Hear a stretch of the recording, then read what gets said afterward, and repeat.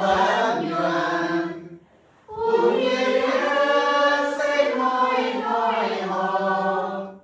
em ấy lên u lu men quần nhà liễu giang yên liễu xuân kinh ồ nó là vừa thân hết tạc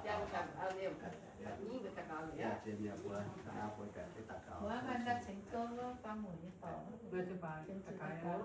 trên Có nhà trình với trường rồi.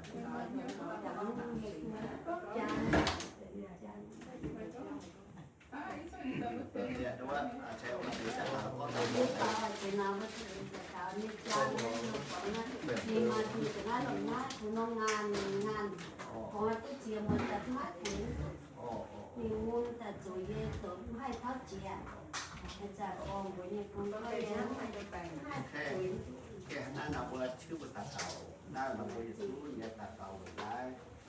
thầy coi người cha người cháu là cha có thiếu thầy chú ăn biết rồi này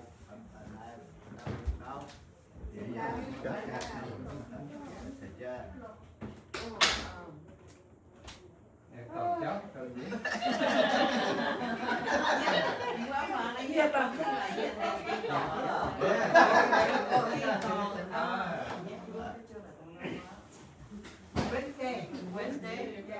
Wednesday nó tự nhiên nó giống như cháu và cháu là